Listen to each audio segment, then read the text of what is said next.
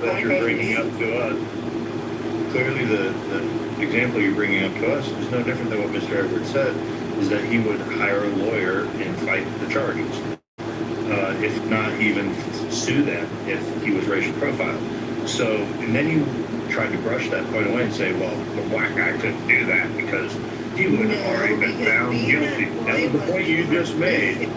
That was literally the point you just made. However, now you're giving count of an anecdotal personal story where a black guy wrongfully, charged, right? He was charged. But he then proved his innocence. Okay. So, I mean, the system works. He proved his innocence because there were cameras, Joe. He proved his innocence because there were cameras. Before there weren't cameras, who do you think would have been right? Who do you think would have been convicted of a double and then lost his license? And then his entire livelihood would have been affected, Joe. For what? Because he was harassed because he was a black man. But you're not going to admit that. You're going to ignore it. You're going to ignore it. Can you let him finish? You live in a hyperbolic narrative where everything is created. Joe, you live in a white man world. You live with a white lens, and that's all you see. So, take your black. So let me ask this. So your boyfriend, where did he grow up? He was born in Kansas City, Kansas. Did he grow up in the city? A little bit. Were there black people around? I mean, like what age? Like this. I think in second grade he was somewhere else. He was in a different school. Second grade is how old? Are you American?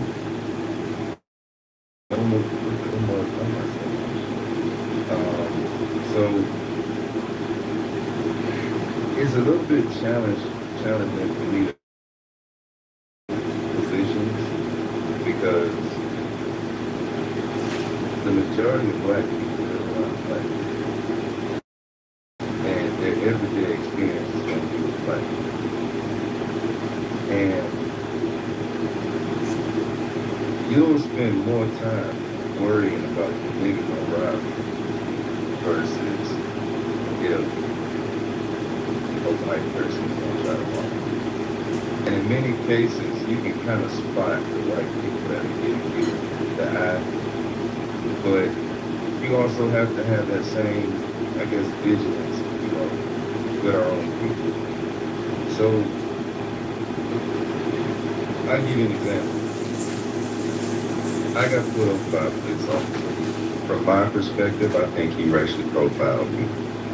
But I also got pulled over by a different police officer in Tennessee with a loaded firearm, and he let me off.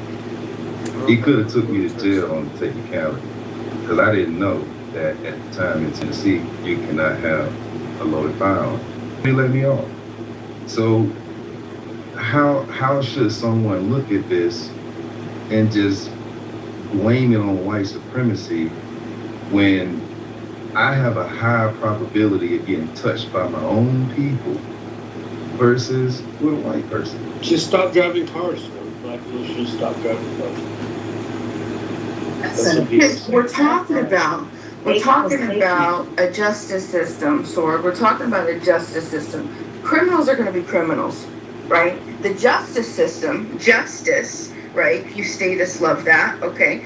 Justice, you're not supposed to get injustice from the justice system. You're not supposed to be wrongly convicted at higher rates than your fellow Americans. You're not supposed to be harassed. You're not supposed to be fucking profiled. You're not supposed to be all of these things by what is the justice system that protects, right, the white man, okay? But you're not supposed to have loud cars like that disturb other people at 4 a.m., 5 a.m. Well, so maybe it's karma. Yeah, people always ask this. By the way, if you set the cop in the neighborhood for multiple times, follow you around, and there are things in place like the car starting over and over and over and over and over again, then the cop would obviously know that you live there. But I wouldn't walk anything else. You said Baltimore. No, obviously he didn't. I told you he didn't. He didn't know. Well, He you didn't said- know. How would the cop know where he lived if he didn't get all his information? How would he know that?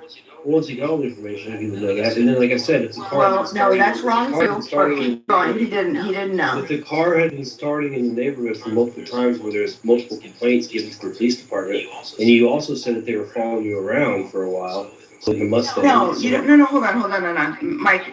I wouldn't know. That wasn't the point. I was explaining. They didn't know anything about him starting the car and the loudness. All they knew is they saw him because by the time he got to of where these cops would stay, it was like their hideout spot, right? Okay. It was their hideout spot. Right. So as soon as he came into vision of this guy in hanging out next to the wrong side of it, with his Mustang, okay, because he's trying to pull out his Mustang. Because the point is they fucking harassed him, right, and it wasn't just one time. It was multiple cops. It was all the time. Right. To the Baltimore City thing you mentioned. Hold on, wait. I want to say something else because fuck you and fuck anybody else. He got so hyped. He was so paranoid that we couldn't even go out for late night drives because he was so paranoid that he was going to get wrongly fucking pulled over because he had a CD. So his job, his license required it. So his actual real life was affected by the harassment of these officers. This isn't some fucking think this is some bullshit. This is real life. Like, what the fuck? Live this shit. That's what I'm trying to figure out. Like, you cussing like you talking to people who ain't living the shit you talking about. Then why are you fucking acting like it doesn't happen? Because at the end of the day, the shit happened, but it's more from my own fucking people. Like, you sit here talking this shit like Beamer, there are certain neighborhoods I can't go to. Because when I walk around, they gonna be looking at me like, what the fuck you doing here? You wearing your hat to the right? Nigga, we don't wear a hat to the right over here. Like, I can't do it, Beamer. So when you sit here and you talk this shit, talking about, nigga, if I'm a police officer in a black neighborhood, or you know what, I'm gonna go with your scenario. If only white people live over here, and I see a nigga driving through the neighborhood at 4 a.m, you don't think that that's cause for suspicion? If I've been patrolling this neighborhood for 15 years, and all of a sudden I see a nigga in the neighborhood at 4 a.m? Absolutely not. Absolutely not. That nigga could be smashing something. He could be doing a bunch of things. That's racial profiling, bro. Justify racial profiling in any shape, way, or form. What you just did was justify racial profiling, brother. Okay, so Himothy, I'm gonna ask you a question. I appreciate. No, hold on. I love what Himothy said though. Guys, I just want you to know. So I have a son and a daughter, right? My son's 41. My daughter's 35. I had to teach them about blacks being racially profiled. And my question to all is, why are blacks being racially profiled? How do they come to determine these things? What's happening within community? And Sword said it earlier, okay? Why are we, quote unquote, ethnically black people, why are we the ones falling prey, Himothy, to racial profiling? Look, man, two things can be true. It doesn't make it right. Black people, everybody know black people are violent. Like Sword said, black on black crime, XYZ. That can be true. It could also be true that it's racial profile, man. It's just from the stereotype of the norm of how black people act. I think that this nigga is going to do XYZ. That doesn't make it right. So, I mean, two things can be true, but at the end of the day, your job is to protect and serve. It's not to racial profile me. Himothy, I appreciate your, one second. Himothy, I appreciate your answer. The challenge that you and I have is that we only have humans patrolling our street to protect and serve, right? And unfortunately, I don't know what's in the mind of a black cop, a white cop, an Asian cop. I don't know what they're doing, but I do know this. Okay, growing up in life, I know this for sure at 63 years old, that there are people that look like me that have done some nefarious thing. And when have we heard before? And we all heard this. I know we've heard this. Okay, I'm just gonna say stitches. Everybody knows the rest of it, right? Yep. What's the cold sword? Snitches get stitches. Say it again. Snitches get stitches. Criminals We only know the part that she told us. We don't know nothing else other than how the story was framed. So you know, it's now I'm gonna share this with you guys. I'm gonna land on this. Guys, I'm gonna land on this. It's called VOC. You can look it up in every one of your communities. It's called a victim of a crime. I've been in death care for 38 years, guys. And I can tell you clearly, weekend, Los Angeles, Compton, Chicago, Illinois, Baltimore, Maryland, Atlanta, between 25 and 30.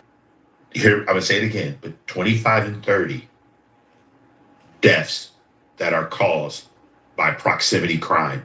People that just look like you and me who kill each other. And you know what? 92% of those crimes go unanswered. It's called VOC, victim of a crime. What bullet holes you've ever seen in the body? This is some 15. Stockholm syndrome. That's it? 15? Yeah. damn, Beaver. That's it. Yeah. Beaver. 15's a lot. There is Edward, where there is no crime. What about that? We always want to talk about negative. Hello? Yeah. Doing the same thing with white people, though. This is progressive. Exactly. Put me in the queue. Same thing with white people. Put me in It's the the same queue. areas. It's not just blacks. Listen, I go to Orange County, California every weekend. You know, we pick up white people who had crimes. Okay? Guys, listen, I'm in death care. We pick everybody up. I don't care who you are. If you go out on a weekend and act a jack and you end up losing your life, because I can tell you, I have hundreds of mothers who have lost children of every ethnic group. Okay? What do you mean death care? What I mean, death. Like if you're out at a bar and someone asks you what you work in, do you tell them death care? Yes, I'm in the death care profession, Michael. What do you mean, like you're a mortician? Yeah, I work in the death care profession, cemetery, funerals, and cremation for 38 years. I didn't believe that you're like Free death care for everybody? Yeah. Universal death care? Yeah. like autopsies. No, I don't do the autopsy. Oh, We have okay, people that's what that I do that. thought. You don't kill people either. I don't care exactly, sorry. I don't. Edward, Edward, what do you think about the movie The Big Lebowski? What do you think about the movie The Big Lebowski when they put their friend in the coffee can because they didn't want to get the urn? Have you ever had that situation before? What I'm sharing with you is something that's very serious, right? Because unfortunately, and I don't care, we can talk about ethnic groups and race and everything. When a mother loses a child to any form of violence at the hands of any people group, it's not good. When a father have to bury their child, it's not good. I don't know who you think you are. I've seen it for 30 Edward Bima says it's Stockholm Syndrome. It's Stockholm Syndrome.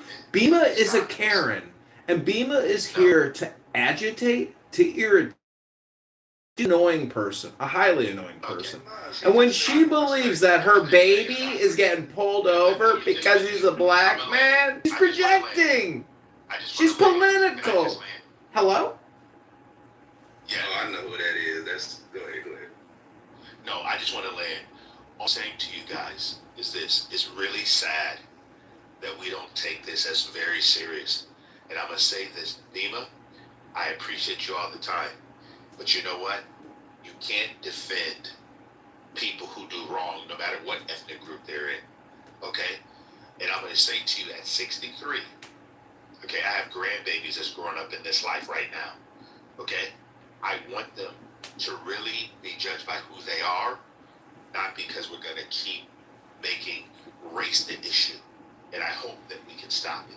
But the only way we're going to stop it is let's stop blaming other people's bad behavior. You're never going to stop politics, Edward. And African Americans and Bimas of the world. One second. I don't know why I justified. Yeah. Yes. Censorship and fascism isn't gonna stop. Just watch. I'll get muted. The censors are the green beans. Criminals are criminals. That's not What I'm talking about. I'm talking about a justice that intentionally targets, harasses, and terrorizes parts of our community that and it's the 1700s. Okay, we're not talking about and I explained this. I talk about this. It started in the slave patrols. It was what was the purpose? What was the purpose of the slave patrols? Anybody know? Let's guess. Capturing slaves. The slave okay, the purpose of the slave patrol was to make sure there were nobody sitting around idle. Whoever was in the area of the colonies had to be working for the operational hours that was passed by the legislation of that colony. They were also there to catch runaway slaves and take them back to their plantations. Oh yeah, that's a little later, but yeah, we're talking about that's true, But the slave patrols first, when we had the slave patrols, if you were These people are so fucking brain rot. Depth of what was just presented to them. And instead, many of them get lost in the surface level concepts or like the surface level phenomena. You're talking about engineers, right? Yeah. Vanity here. Thank you guys for doing the Lord's work.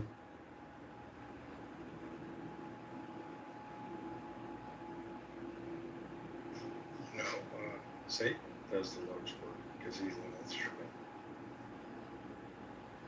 Oh, John. Classic John Lee. Classic John Lee. The contrarian Is that why you statement. think you do the Lord's work too, John? Because it teaches us that God's grace is sufficient. What? Good job, son. God's grace what? Is sufficient because his strength is made perfect in our weakness. It's too mumbly. I heard it's sufficient though. Shut the fuck up, Toast. That's all I need.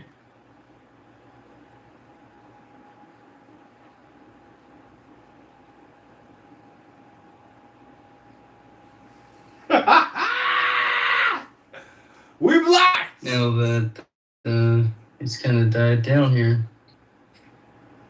Well, it's like when someone gets in like a like incessant rhythm like that, everybody just tends to like zone out. So it takes a while to rebuild the conversation. Right. And as Proverbs 26:20 says, for lack of wood, the fire goes out. Oh, plenty of wood. Converse, I mean, you're on a roll, dude. Let's go. You're on fire, man. John, why are you so quiet? Don't be quiet. I need to be louder. You're in a room. What? He's like in a bunk in the shelter with like his head under the covers and his little AirPods as he's going. Close. Man, since nobody else is really talking about anything right now, how many of you have went to go see the new Spider-Man movie? I loved it. It was fantastic. I had somebody. No. I watched the first half twice. I can't listen to that shit. We're gonna have to go to music.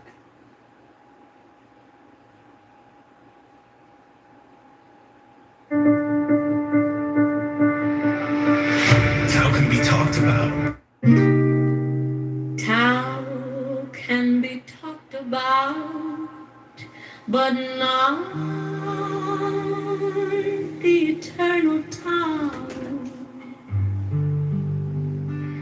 Names can be named, but not. All right, this is the John Kitover Band. Go to ChicagoMaryVote.com. Hope you're enjoying this video. As the origin of heaven and earth, it is nameless. As the mother of all things, it is nameable. So as ever hidden,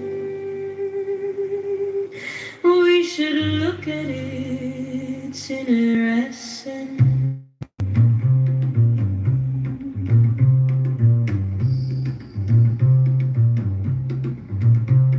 When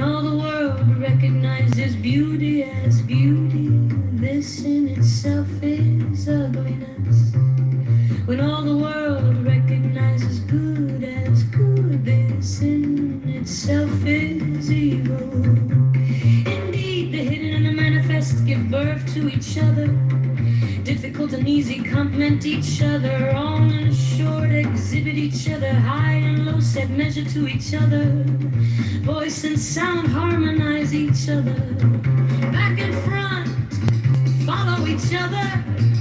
Therefore the sage manages his affairs without ado, and spreads his teaching without talking. It engages nothing to the teeming things. He rears them but lays no claim to them. He does work but sets no store by it. Accomplished task but does not dwell upon it. And yet it is just because he does not do it that nobody can ever take it away from him. As always manifest, we should learn aspects. These two flow from the same source, though differently named, and both are called mysteries. The mystery of mysteries is the door of all lessons.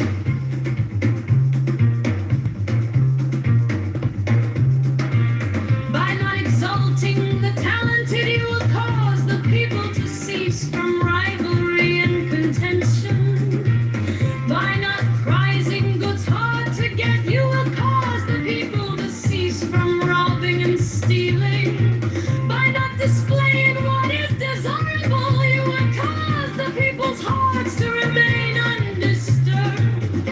Therefore, the sage's way of governing begins by emptying the heart of desires, filling the belly with food, weakening the ambitions, toughening the bones. In this way, he will cause the people to remain without knowledge and without desire, and prevent the knowing ones from any ado. Practice non-ado, and everything will be in order.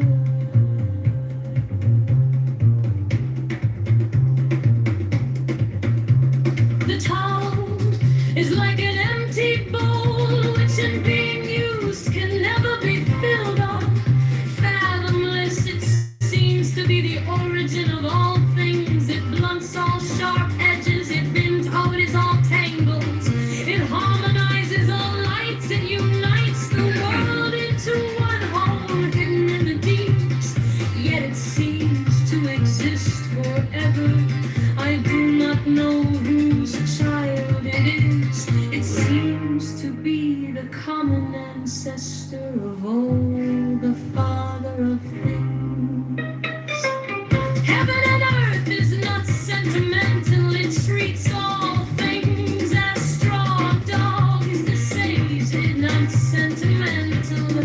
He treats all his people as straw dogs. Between heaven and earth there seems to be a bellows. It is empty and yet it is inexhaustible. The more it works, the more comes out of it. No amount of words can fathom a better look for it within you.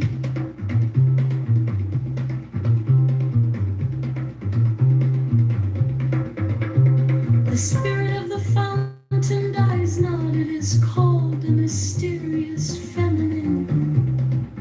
The doorway of the mysterious feminine is called the root of heaven and earth. Lingering like gossamer, it has only a hint of existence. And yet, when you draw upon it, it is inexhaustible. Heaven lasts long and earth abides. What is the secret of their durability? Is it not because they do not live for themselves that they can live so long? Therefore, the sage wants to remain behind, but finds himself at the head of others, reckons himself out, but finds himself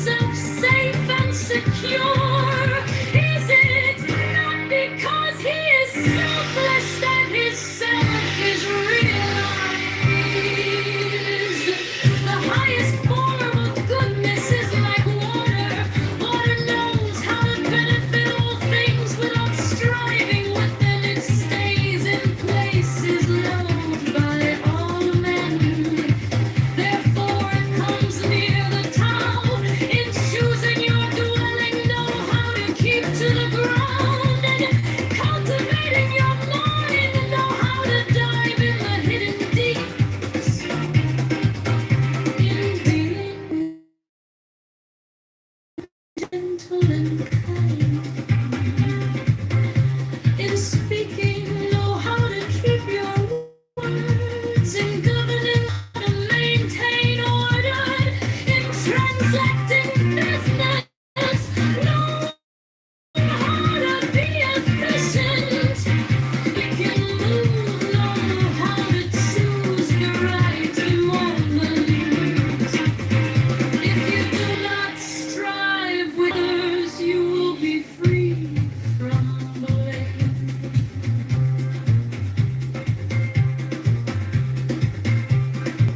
As folding to fullness, far better were it to stop in time. Keep on beating and sharpening a sword, and the edge cannot be preserved for long. Fill your house with gold and jade, and it can no longer be guarded. Set store by your riches and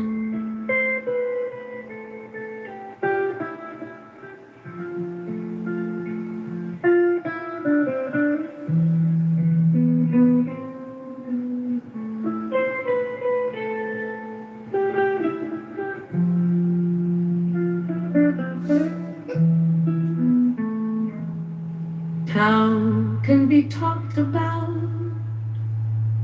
but not the eternal town.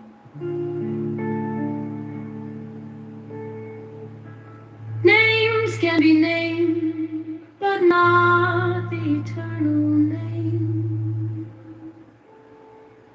As the origin of heaven and earth, it is nameless. As the mother of all things, it is nameable. So as ever hidden, we should look at its inner essence.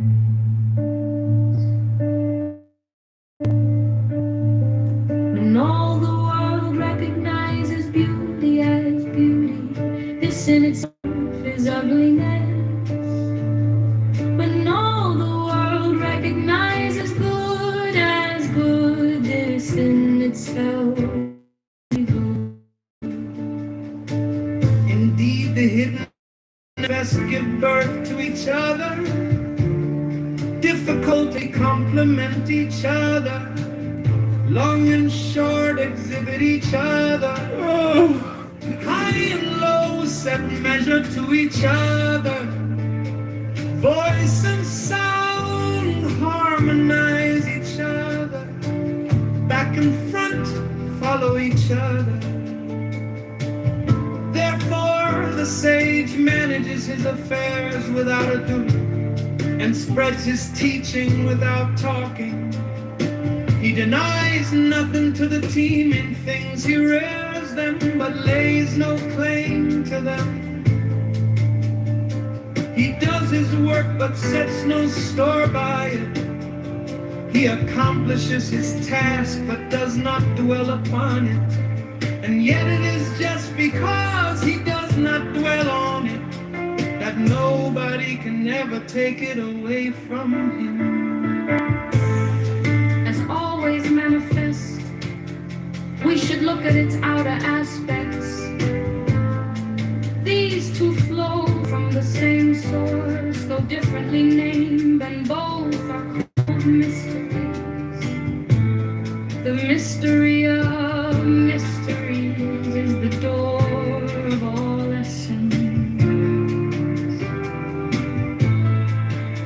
By not exalting the talented, you will cause the people to cease from rivalry and contention. By not prizing goods hard to get, you will cause the people to cease from robbing and stealing. By not displaying what is desirable, you will cause the people's hearts to remain undisturbed.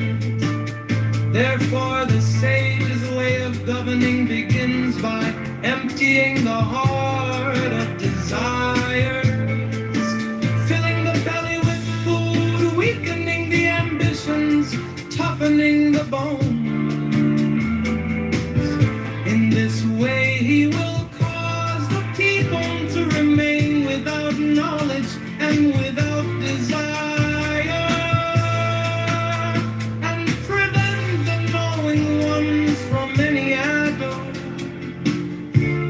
practice Namado, and everything will be in order.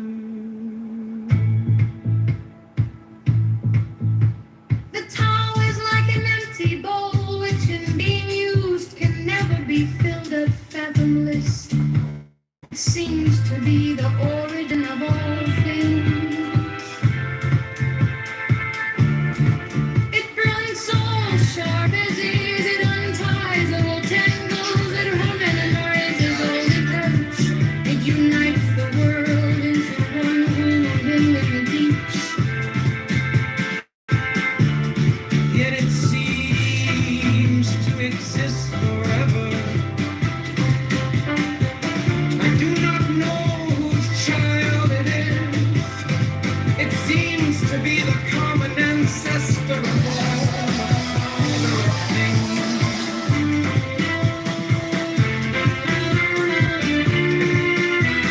Heaven and earth is not sentimental. It treats all things as straw dogs. The sage is not sentimental. He treats all his people as straw dogs. Between heaven and earth, there seems to be a bellows. It is empty, and yet it is inexhaustible. The more it works, the more comes out of it. No amount of words can fathom it. Better look for it within you.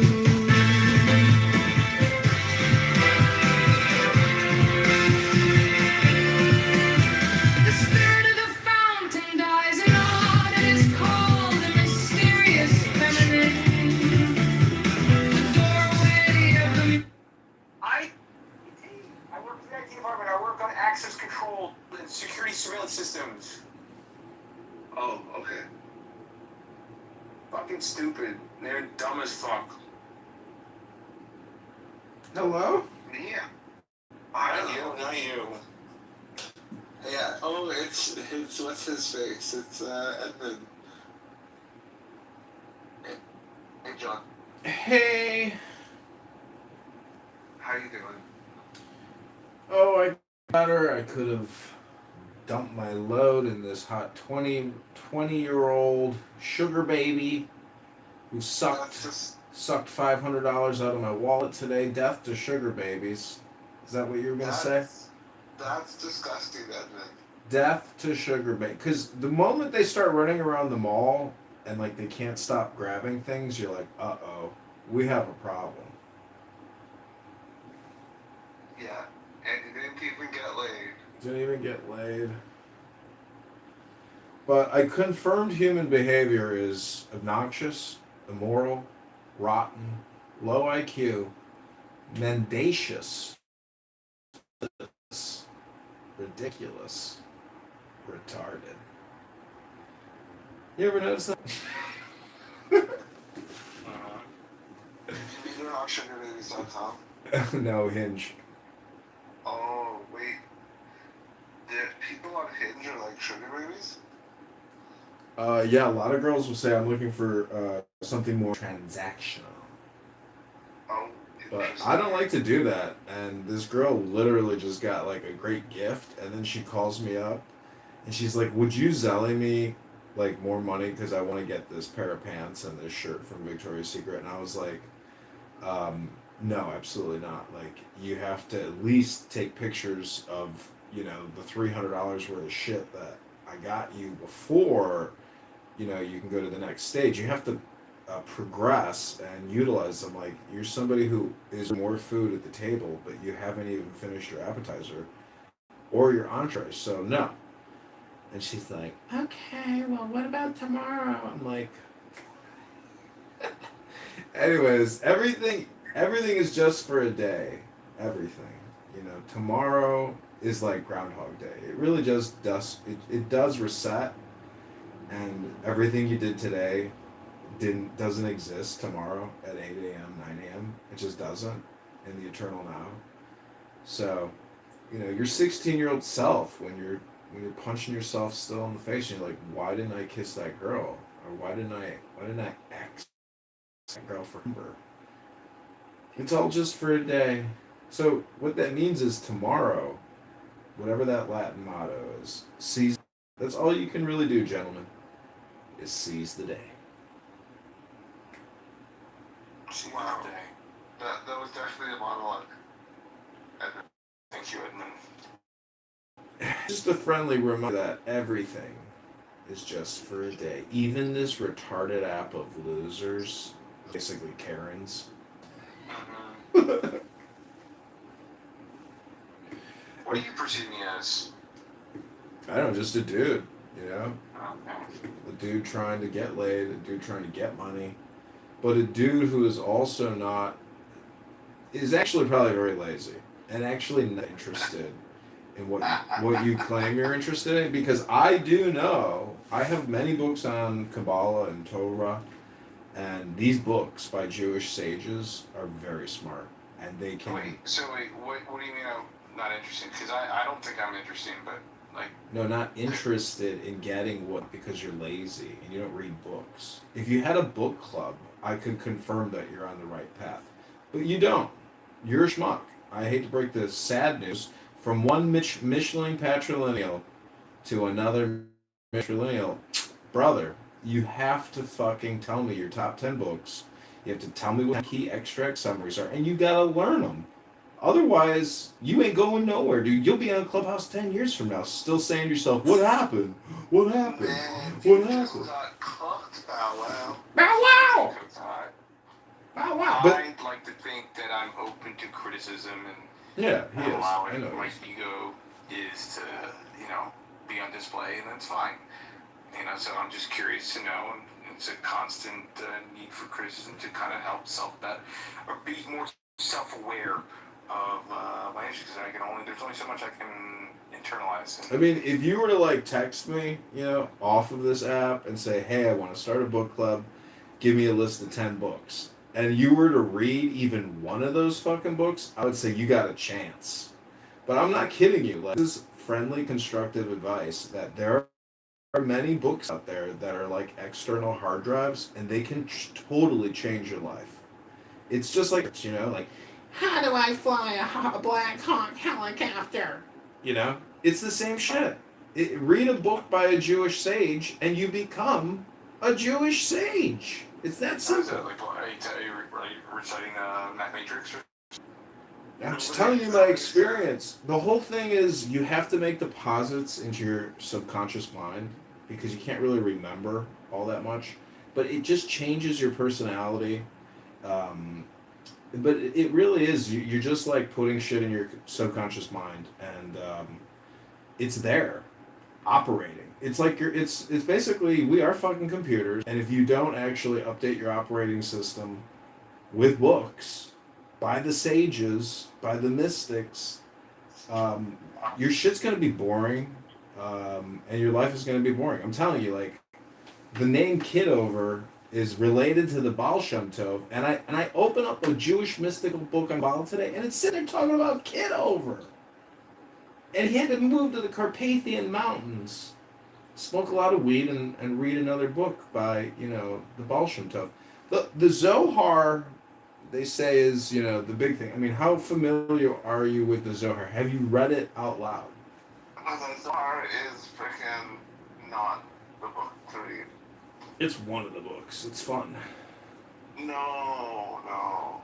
Don't listen to this faggot, Bow Wow. What I'm trying to tell you is... Now, Alistair has had a chance to cook Bow Wow. Now I want you to cook.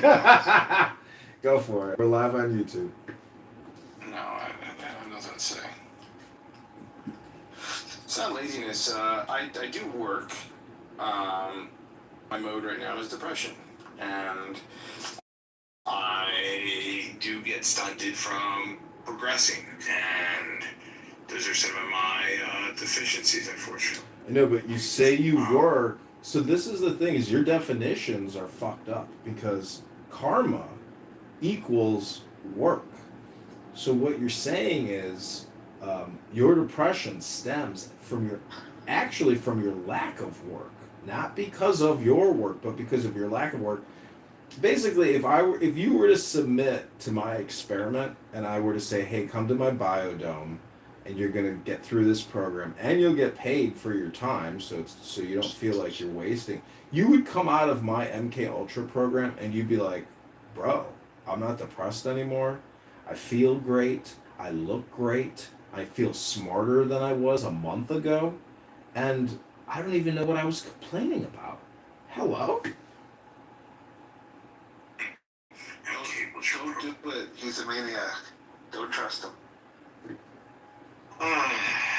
He has recordings upon recordings upon recordings upon recordings. I know. He has every recording of every recording. He has recordings of his own recordings. I know. His reality is totally self-referential. What do you expect of Edmund? That's all he has going on right now. He's so far down the rabbit hole of his own making that he is completely lost. He's like a light version of the Viking, whatever his name is, the January 6th guy. What's his name? Yeah, I forget his name, but I know his name. John. What's his name? I'm not so sure, but let me tell you something very smart that I've been doing, and today I did it in the morning, is that I will take a very good book, I'll take a photo of a page, and then I'll go to Grok and I'll say, image to text, and then I'll take the script of that page and I'll put it into Suno, the AI music creator, and then I will label it, title it, and then I will create of it, like classical Indian music, man and woman,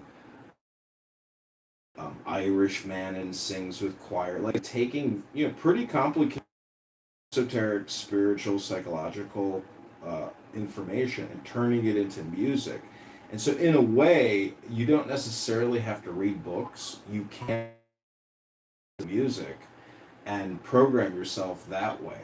And so just a little tidbit that I'm on the cutting edge of intelligence when it comes to material or content, and using AI to create the future of education and music for the liberation of mankind.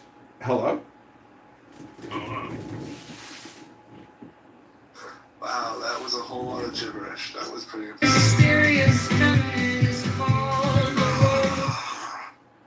Well, just listen to one of the John Kitover Band songs for 30 seconds, since you've given up years of your life to a gay conference call. Are you prepared to listen to the John Kitover Band for 30 seconds? Why not? Okay, here we go.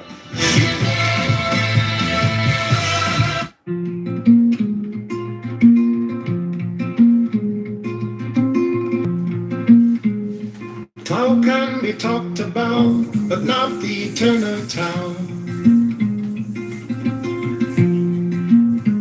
Names can be named, but not the eternal name.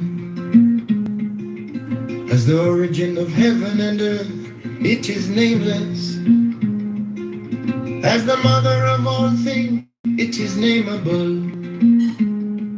So as ever hidden, we should look at its inner essence.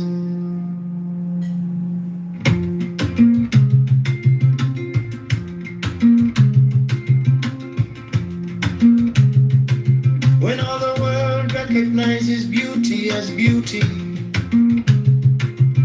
this in itself is ugliness. When all the world recognizes good as good, this in itself is evil. Indeed, the hidden and the manifest give birth to each other. Difficult and easy complement each other. Long and short exhibit each other. High and low set measure to each other. Voice and sound harmonize each other. Back and front follow each other. Therefore the sage manages his affairs without ado, and spreads his teaching without talking. He denies nothing to the teeming things, he rears them, but lays no claim to them. He does his work, but sets no store by it. He accomplishes his task, not dwell upon it.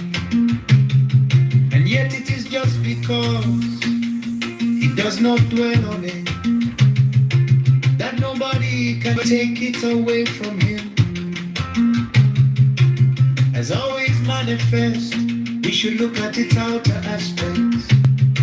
These two flow from the same source, though differently named, and both are called mysteries. The mystery of mysteries is the door of all essence.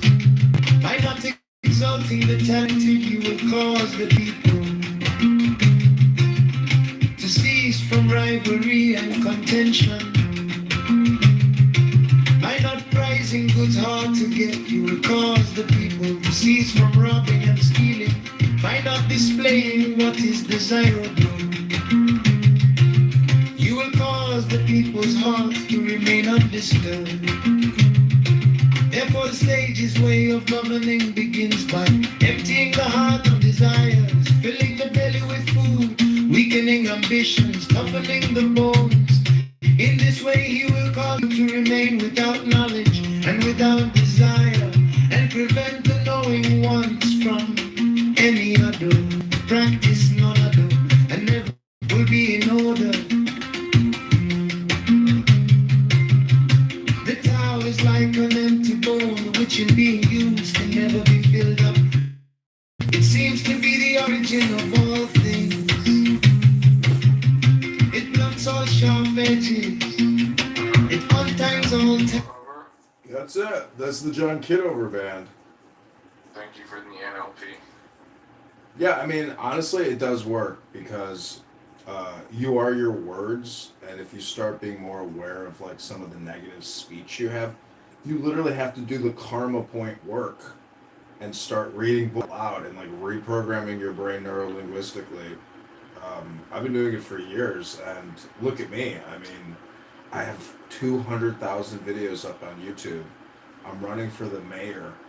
Everybody in this city hates me or loves me. You know, hello?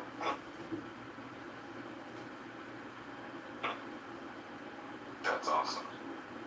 If you just come on here and you listen to that cunt-faced piece of trash bitch, Al, you know, I mean, you're gonna fucking come to the conclusions sooner or later that you're wasting your time listening to low IQ communication. It's very low IQ communication transmission on this app.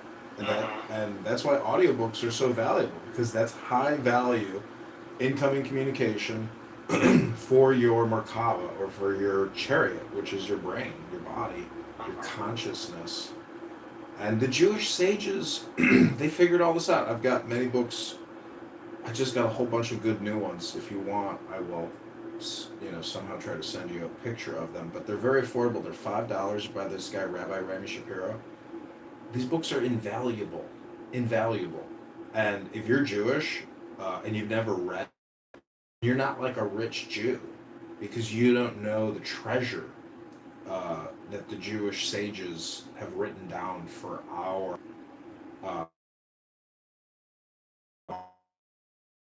it really is like manifestation type stuff. You have to do the work. You program yourself. And I do it by reading books out loud. I'm not ashamed to do that, but like if you create like a private YouTube or some way where you can listen to yourself, you will reinforce and reprogram that work into your conscious being, and that's who you are. And so when you go out with a hot chick, you become a master communicator, much more so than you think you are now, because some of these books, when you really read them, like you are transferring your IQ. Like your IQ is going up. The larger your LLM, the higher your IQ. That's just the way it works. And then you have to have the comprehension aspect of it too, so. It is what it is. It's all just like self-work, It's philosophy, basically. Study of self. Fair enough. Have you ever done Toastmasters? I did. I did public speaking in college. I've run for Congress, run for committeeman. I'm running for mayor. Requires an awful lot of public speaking. I like to do it in my underpants from the comfort of my home. Hello? You ever thought about maybe rejoining? Excuse me? You ever thought about rejoining Toastmasters? I looked into it many times. Just the location, the time, the group. It just never worked out a second time after college. But you know, I'm on this app so much. It's like, what do you think this fucking app is, dude? It's a Toastmasters conference call for schmucks. Yeah, but there's no. You're not with like-minded individuals who are looking to improve. I don't know.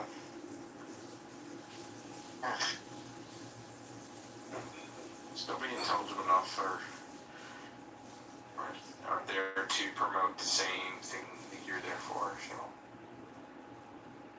I don't know. That's my perspective. Who knows? So when's your next run? Like, I don't know what your deal is. Like, are you running for anything else right now? Like, are you kind of in between something? Didn't you go to, like, did you have, like, a court thing? Like, what was the whole deal with that?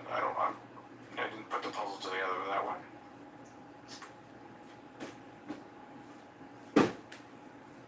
John? Johnny boy? John? Kitover? Yeah. John Bueller? Sorry, I was filling up a cup of tea in the kitchen. What was your question, Michael? So what are you doing next in terms of politics, and what was the Next? what was the whole ordeal with the last scenario? Like, you were in front of a judge or something? I didn't understand. No, you don't. You go through a judge when you go through the challenge trial for your petitions.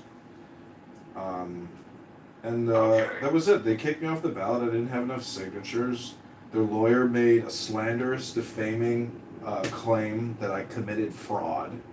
I called them out on it. I've called out the congressman for committing actual fraud, and that's the end of it. But fucking loser faggots like Marshall Rankin, who's a fucking door knocker and a ballot harvester for a liberal Republican in Texas, he's like, well, they're real busy, but we're still working on it. We're gonna get them.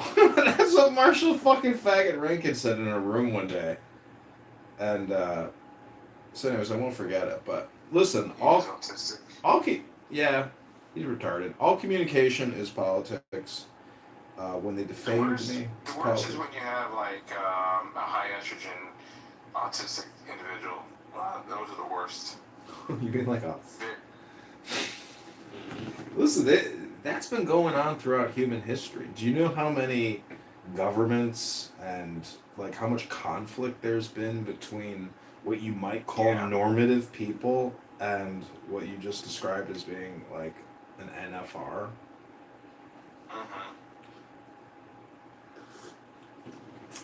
But listen, my friend, that doesn't matter. No, see, these are the stupid conversations. I have a book here called Hasidic Tales, The Legendary Tales of the Impassioned Hasidic Rabbis, with facing page commentary that brings the text to life by Rabbi Rami Shapiro, and Skylight Illuminations is the publisher. If you haven't read these books, dude, but you've spent years here talking to fucking faggot retards on this app, but you've never cracked books over the past 5 years. Excuse me, sir?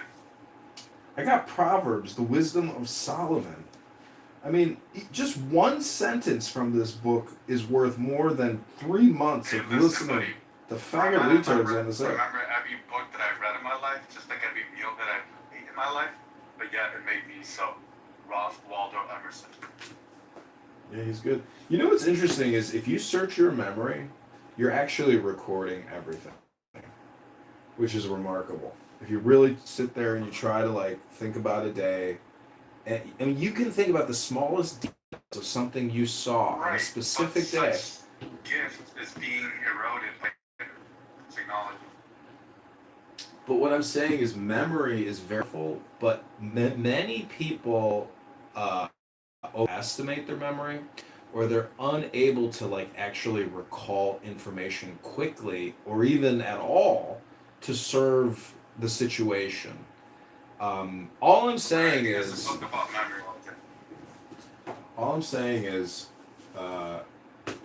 I got this other book, The Wisdom of the Jewish Sages, a modern reading of Pirkei Avot by Rabbi Rami Shapiro. this is page 13. It says, Hillel and Shammai received the teaching from Shemaiah and Avtalion. Hillel said, be disciples of Aaron, loving peace and acting peacefully, loving people and drawing them to reality. So when we're talking about neurolinguistic doing self-work, oh my God, that's a book. And people on this app are retarded. So if you just come here to this retarded app and listen to retards program your NLP, retarded. Hello? You're telling life, sir, is that projection? Do I need to turn on the projection activation detection system and roll out the projection mirror? Excuse me, quick. Projection says You know what? what I've noticed? What? I've noticed that when it comes to the Writers Society, or when it comes to like publishing a book, women have taken over, you know? Yeah. Kind of like they did with psychology and the medical field. I, as a male writer, when I go to different writing clubs, I usually leave because there's no one I can relate to there. Either gay men there, trans, or women. I have a question, sister. You have a sister, a mother, and a grandmother. Why don't you respect them? And basically, in your own family, you got a lot of chicks, yeah? Well, look, this one black guy told me, hey, look, the way you can become a real man is by freaking mother. Mm-hmm. Okay, my mother, it's just, I have both my father and my mother. They both gave me tools for life. But it's just, I kind of feel like in America, my father has been feminized by my mother. And I don't know, it's just, there's not enough, something's going on in America. I don't know what it is. But I'm just trying to. Yeah, but you forgive. My money, energy, attention, and time. You forgive your mother, though, right? Yeah, you know, if you said that, look, I don't know if I quote, and I think the black guy's name is something Lee Peterson. He's a political commentator, and I don't know if he's a part of the manosphere, but our mothers and our sisters, they're women at the end of the day, you know. Not trying to say that I hate women. No, I don't. It's just that I became a man when I realized that men and women are not created equal, and we're not the same. Even though society was telling me for 20 years, oh, you're the same as a woman. You and a woman are equal. You and a woman should be equal across. No, that's not true. I'm not saying that the woman is equal to a man, because, I mean, if I slap a woman, she can't do shit, yeah? You understand the point? I understand. I'm not saying that you're... Yeah, and if a woman says, you raped her, you can't do shit. Yes, because unfortunately, the law is with their side now. But, I mean, if you can prove your innocence, then I guess that's it, yeah. Good luck. I hope you have $20,000 on the side.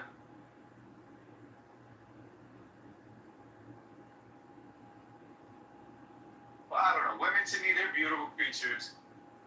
It's just they're brainwashed by their phones. Yeah, but you know what people do here? Basically, before people here unfortunately have sex, they ask the ladies permission, so they record it, you know. I mean, that's a classic, you know. Oh, wow. Yeah, no, that's great. No, for real, because they ask. Girls, you know, they're so fucking brainwashed that you literally say their name. Like, for example, Sarah, do you give me permission to fuck with you? And then you record it at the same time. No. My lawyer advised me that if you ever have sex with a woman, you have to say, would you like to have enthusiastic, consensual sex with me? That's to cover your ass. That's what. No, that's pretty smart. That's pretty smart. You don't. You're pretty much more of a litigation. I mean, you got to have money to even be vulnerable to litigation. But the thing is, what you're doing is you're framing it for the woman to clearly identify the boundaries of what's happening here. And also, you're reinforcing it in her own consciousness if there's a future conflict where you're like, hey, do you remember when I asked you that and you said yes? Like, you confirmed it. So, what are you complaining about? Hello? Yeah, but some women in court will go against you till death. They're like, don't remember. Oh yeah, he did tell me this, but in court, because I've had friends go through family court, and dude, wow. Do you know the story? So much perjury happens in court. It's fucked up. Steve Wynn, the famous billionaire who opened up the Wynn Casino on general shit, he went and got his like fingernails done, you know, mani pedi at something, and he banged his nail salon technician. he thought that she wouldn't know who he was, so she ended up suing him, and she won like $3 million just for fucking him. Like, not even because there was a conflict, just because, like, when you're that rich, like, she can say whatever. So I guess he settled before it ever went to trial. And he's like, but could you imagine being like, I fucking having to pay $3 for fucking some mediocre nail technician? And it was consensual. Mediocre. But it was consensual, right? Why? Yeah. What? Look it up. Women have Look it so up. much power. I'm gonna look it up. I believe you. I believe you. I've been studying cases about where men get. Look, I'm not trying to downplay that women. There is cases of rape. There is cases of assault. There is cases of abuse. I'm not trying to downplay that. Damn, there's loopholes in the system against men, and no one talks about it. Divorce, getting married and getting divorced is the biggest trap society sets, because you get having kids. I lost a friend to suicide because his wife all of a sudden didn't want to live with him and the kids. Wait, he left him. You got married, right? And divorced, right? No, I never got married. Oh, I thought you did. I got engaged, and she kept the ring. I spent like $17K on the ring, and she kept it. And I had insurance on it. So I called Geico and I said, hey, I got engaged. I ended the engagement. She didn't give me back the ring. Am I entitled to any damages? They said, probably not. We don't know. We'll call you back. They call me back, and they're like, we still don't know. It took them months. They call me finally, and they're like, sir, we have a check for $23,500. Where would you like us to mail it? I was like, oh, we're going to sushi tonight, boys. Sure, a wedding, a ring, not a ring, Engagement ring. Engagement ring? You get what? Geico, nice. Fucking, my uncle was like, now you believe in insurance, huh? I was like, fuck yeah, I believe in insurance now. Fuck yeah, dude. Well, so how did they do any investigation, or yeah? Did they go after her? Probably like, hey, yeah, we need that ring back. Yeah, they said, give us the ring or give us the fucking. Oh wow! So they paid you, Geico called her or sent her lawyers, and she got. Okay. And I only spent $16,500 on the ring, but I insured it for $23,500. So they paid me the full appraisal. What I insured it for, because the appraisal sheet says it's worth this, and then they pay you what the fucking appraisal sheet says. Wow. Is it a one-time fee for insurance, or did you pay monthly or something? I think you pay like biannually, maybe. I don't know. So that's pretty crazy. And did that break you psychologically, or the engagement? Yeah, breaking off and all that. Did it go down bad? Well, I did a hot Hinge chick that came over to my house and rocked my world for a weekend, and we did a painting together, and I says heartbreaker, heartbroken. Modes, either you're heartbroken or you are a heartbreaker, and I'm not really a heartbreaker. I don't like, but it's really like what they say, in the trenches, in Clown House, where they say, nigga, everything's bitch. Training that, either you're a wolf or a sheep. Just choose. Yeah, basically. But I want to fall in love. Yeah, but so the saying is love is the law, love under will. You have to maintain the will. Otherwise, that love is like a Hiroshima Nagasaki that will like obliterate. So when you say maintain, fun money, In a way, yeah, but yeah. Also respect, brother.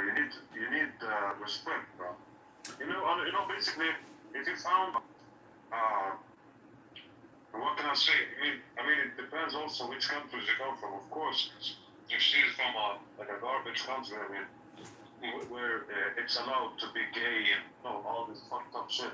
Of course, you're gonna be a bitch, yeah, almost. yeah, a feminist, like a liberal feminist, progressive, pluralist, Democrat, communist, socialist, cunt.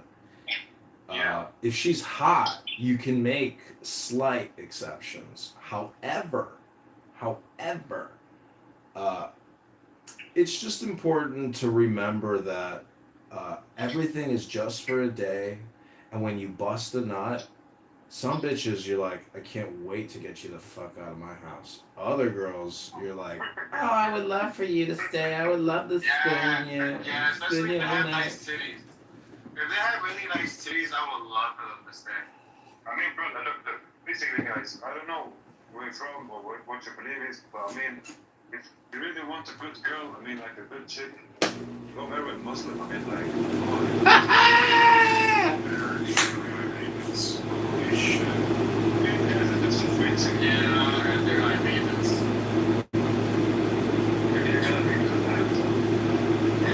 They're American Indians too. They're fucking high maintenance and shit. Like they need to fucking settle themselves down. They're like some typical fucking white women. Shit. No, that shit. Fucking Muslim people fucking. They're seriously thinking it's like yes, they're little turkey ass. They think they're fucking hot shit. You get like a Cuban one. They get the attraction. Because they're cute. They get the white man. They get like doing a little side eye and be like, doesn't mean you're fucking the most hottest thing ever, dude. There's something else. Then he goes get it. Yeah, but they say Arab women are just as guilty or actually worse in my opinion. Which country? I mean, basically just. The ones that come here in the United States, the Arab Americans, the Middle East, are just as well. If they have a phone, because I blame their fathers that spoil this shit. Yeah, no fathers. I think some of you can't blame the fathers though that have to work. There's some fathers that they're not around, bro. They have to fucking. It's not that. Spoil the shit out of their daughters. I'm not gonna a family nowadays. Look at, but I'm just saying, like, imagine, okay, not that if she's an Arab or they're kind of like an Indian or a Punjabi or whatever. I mean, if basically, let's say she's just practicing the religion, yeah? Even if she's a black Muslim, orange Muslim, like a Donald Trump Muslim, or like a fucking red Muslim, Chinese Muslim, doesn't matter. Basically, dude, it doesn't. Mr. Vegas, I'm sorry, but it's a pony show. I went out with a. I was gonna go out with a Muslim chick the other night. Very pretty girl, but she's 37. So that's 17 years older than a 20-year-old. So bitch, you best come out the gate respectful as fuck. And she came out the gate saying, "Why should I go out with you if we live in Trump America? If we live in a Trump America where I'm not welcomed?" And I was like, "Bitch, red flag number one. Red flag number one." So I made the reservation, and then 2 hours before the reservation, I cancel on her. I say, "Hey, I'm actually not feeling well. I need to cancel and reschedule with you." She texts me when the reservation starts, and she says, "Please Zelly me $65 for my Uber, and I knew you were gonna do this. I knew you were no good. Blah blah blah." And then I just blocked that bitch. But what I'm saying is, like, dude, I gave that bitch 2 hours heads up, but her ass doesn't want to look at the fucking phone, or she's texting me on Hinge when she already has my fucking number. So, I mean, the way you describe, bro, this is basically like. I'm expecting brother. Good job. Hey, some men don't care. They just get stepped on. If she Sure, was, I'll send you the money. if she was 27, I would have showed up to that date. But when you're 37, Yeah, she's 27, 23. Hell yeah, dude, I'm gonna baby girl. Here's 60 That's bucks. what I'm saying. She's like, do you just want to date me because I'm exotic? I'm like, because you wear a hijab? Because you put on this show that you are this devout Muslim. See, I know religion, spirituality, and mysticism. And when somebody is putting on a fucking hijab, they're trying to say, I'm like a spiritual person. I'm a mystical person. But you know what? They're also political. You're not just spiritual. You're fucking you are polarized politically, and you really don't give a fuck about your spirituality because you're so fucking political. And amen.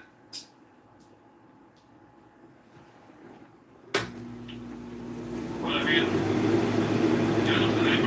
maybe because of second scores, maybe you got points, you got some good points, but also in the other hand, I mentioned for the ladies that basically, even if it's Christianity or in Judaism, I mean, those who like really practice it and follow it and respect it, not just for show, to look good in the eyes of the other people. Basically, just, I mean, the point is, imagine if you get like a good chick who respect yourself, basically, the way she dresses and everything. Dude, even if you don't, dude, it's a show, man. It's not the fucking book club.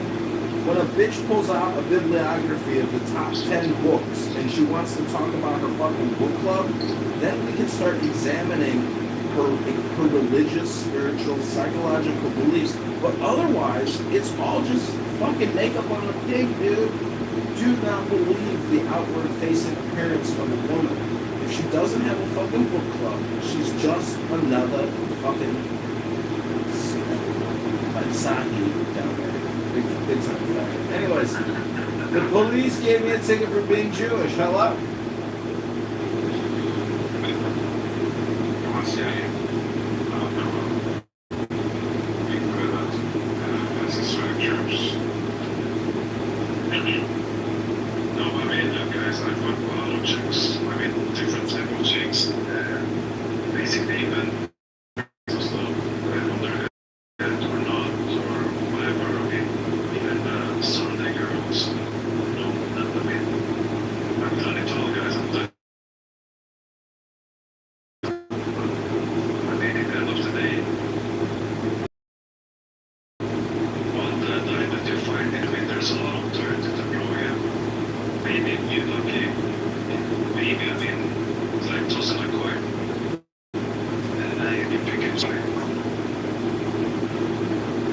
Yeah, I mean, love is very important, but the truth is, if you want mature love, you have to become a refined person yourself. You have to become the gentleman, and let your experience flow from that source as you being the center of the wheel. Many women will knock you out of the center of the circle, and that's all I'm trying to say is be aware of how they jujitsu your ass out of your center circle position. Like today, I got sugar baby, but to a limited extent.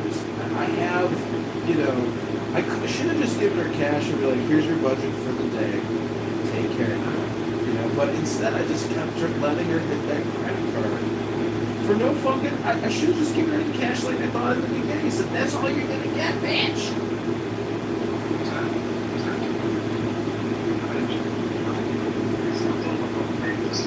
It's also just, having whatever you want to have before, you take it. When you're tired of it, just throw it away, Pass it to the next one, I guess. No, I mean, I think you want like the harem where you're just like you're there because like that's your kingdom, and you just happen to have all these beautiful women hanging around, and you don't really pay them much attention. Occasionally, like 1 out of 10, you're like, okay, I'm gonna fawn over this one was one amazing specimen. But what I'm saying is, like, in the harem, if you've got it going on, you're the king, you're royalty. You know, you just enjoy the environment, the scene, and when you find your dancing partner, you know, it just happens naturally, like flowers.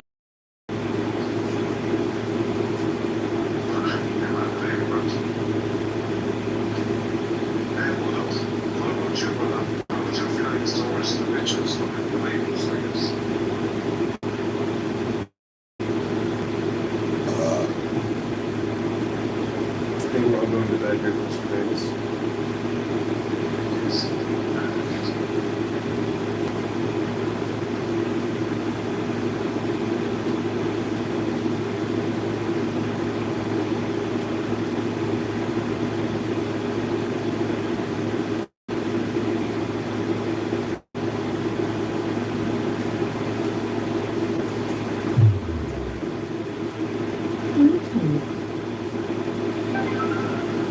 This ain't what's going on. That's not what's going on right now. I can promise you that. I don't even, bro. The easiest way to stay out the hospital is to eat right and don't go to the fucking hospital. Okay, well, say that to black mothers. Say that to black Listen. mothers, where the black maternal mortality rate is almost 5 deaths per 100,000 live births, where white, Hispanic, and Asian is 14, 12, 11, 44, 50 deaths per 100,000 versus for up to. What's the read? You just reading off a bunch of numbers, but we need to dive into the numbers. Hold on, brother. I'm not nigga. She adding bias to the numbers. So what I'm doing is I'm saying, bro, can I finish? Because you out of all people, like, bro, come on, man. Like, even I ain't even go back to it.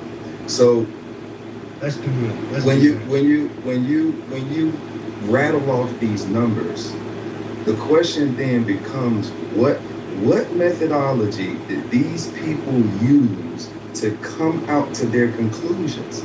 Because you don't know what it is.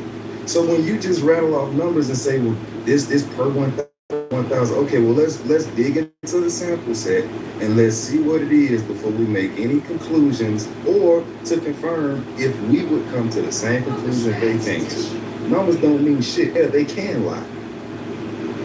But you know that there's probably, you also know, Dina, that black women picking and choosing better than white women. No, I'm not picking and choosing. You know that, Dina? I do every study like that, bro. Like, he picking and choosing, but he just talked about how we pick and choose with the numbers and feelings in this. And he's literally doing it right now. I don't understand. Bro, did you? Okay, what did you gather from the numbers that she read?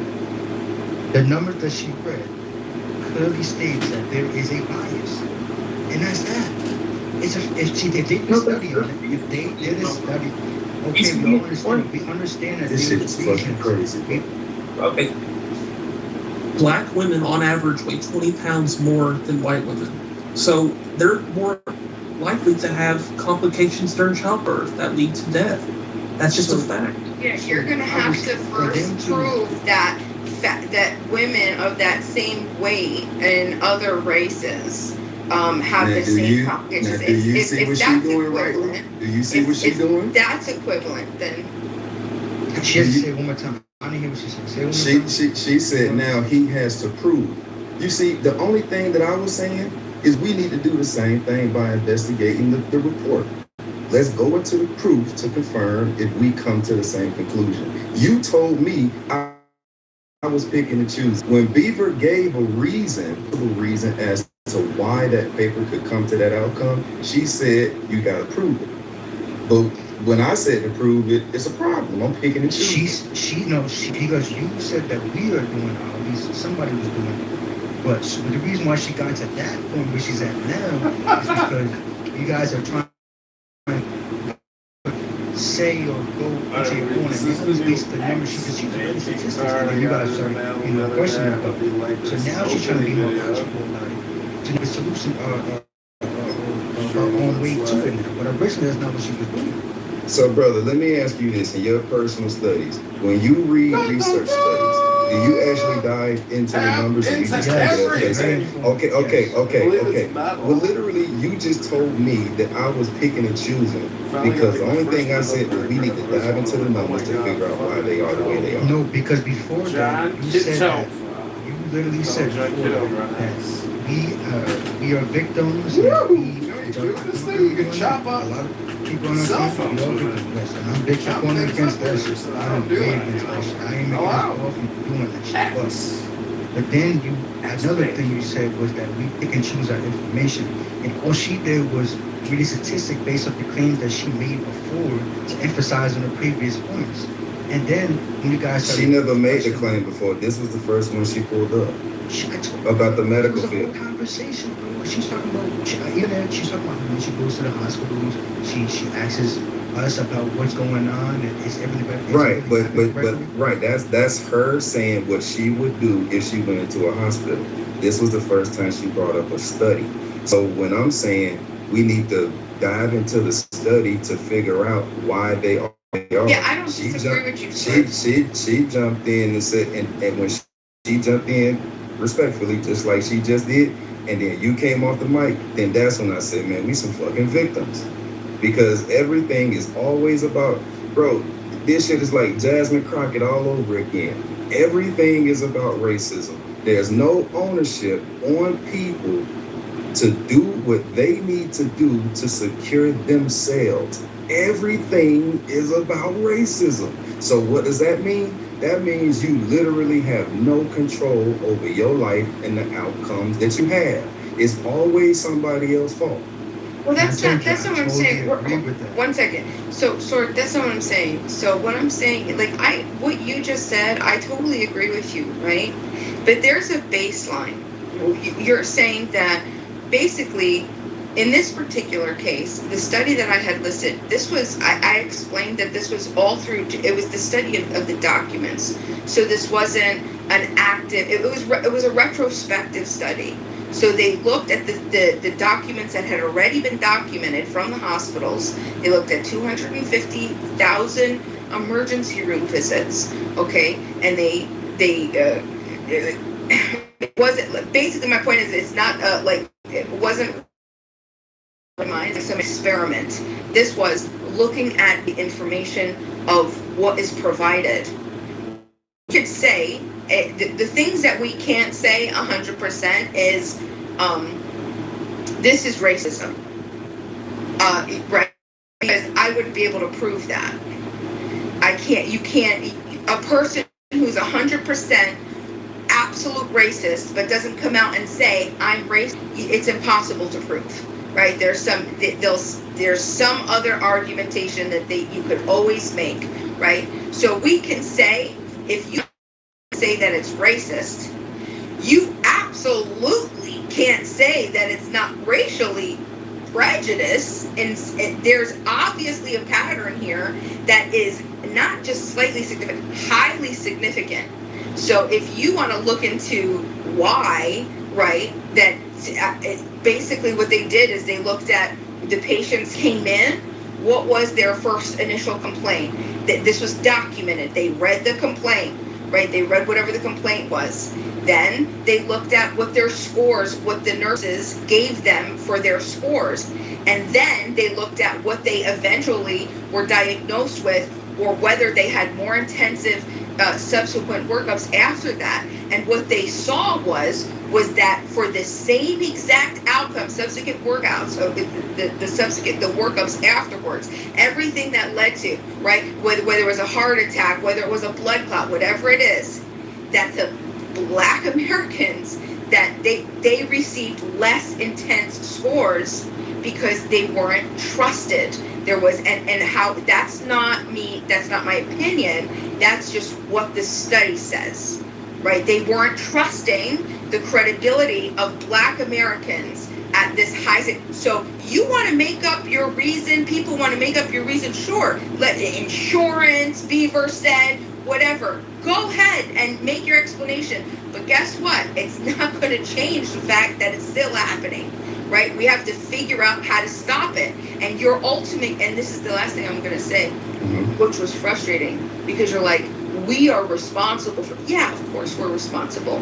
But in this particular case, you're saying that Black Americans have to be more responsible and more vigilant than white, Hispanic, and Asians in America. They have to be, right, but I'm saying, and that's what I'm saying, I'm pointing out, and I'm saying, that's not a society I want to live in. I want to live in a society where everybody's comfortable. That's my point. But it doesn't mean. So okay. Now, I'm glad you said you was frustrated.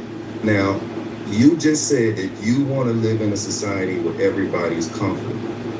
Now, would I be biased or racially profiling you when I hear you say something like that, and then you read a study, and the outcome that the study says, and you automatically jump on that size of what you're saying? Am I racially profiling you or being biased towards you because you've revealed your bias in this sense? I'm not understanding the question. All right, don't worry about it. Let's go to something different. Now, it didn't make sense to me, sorry. So. It's okay. The results of that test said that they were less trusting, right? That the nurses that gave them their initial, yes, that they believed that they had that Black Americans had less credibility in explaining their symptoms, like their pain threshold, how or what they were experiencing. Can you put the study in the chat so that I can read it myself? So we talking about when they say how was it making you feel? They give you like a scale of 1 to 10, and they say like 7. They're like, I don't think you're telling the truth. Is that what you're saying? Yeah, basically, they're saying someone comes in, I'm getting this really bad pain and it's sharp and it hurts. On a scale of 1 to 10, how are you feel? An 8, right? It's an 8. Then they'll, on their side, the severity index of what they feel after assessing you, the urgency that you need to be treated, and how much they're trusting what you're saying, because they're either going to put you ahead of somebody, they're going to put you in a severe. It's called the severity something, right? This is the back. In the article, yeah. Did they confirm how they verified that? How they verified what specifically, sorry? So they have a checklist. They have a checklist. What if? Did they confirm? Go ahead. Well, I was just gonna say, what if the triage nurses, they've worked for 20 years, they know. Like someone in the chat made a great point, Trav. Is this their 4th visit to the ER this month, saying they have an 8 on the pain scale? Are they a junkie trying to get a quick hit? Like that. What if they notice trends and they happen to notice that there's a lot more Hispanics that come in and do that than white people? Like there could be other factors. You can't always just default to the triage nurses are racist. They don't like black people. Yeah, but the problem though with this study though, Beaver, 1 second. The problem with the study though is that the cases where the nurses gave them low priority and didn't trust them, they ended up having the severe and the same symptoms as somebody who was white, Asian, or Hispanic. So let me tell you, don't call that that can still be explained by that though. Beaver, no. My wait, hold on. My grandmother. Yeah, that doesn't counter my. Wait, hold on. Cause this is the question. This is the question I wanted. Hold on, brother. Hold on. No, brother. Come on, man. This is the question I wanted to ask. In the article, how did they confirm what the example that you guys just gave? How did the article articulate how they confirmed that? That's severity. If somebody said that my pain was an 8, but the doctor wrote down 7 or 6 or whatever, no, it's not about hate. I'm just doing what you said you do. I'm investigating the numbers. Was discretionary, sort. That's the point of the study. That was. Do you hear me, sir? They're wrong. No, I'm not saying that they're wrong, you stupid nigga. What I'm asking is how did they confirm it?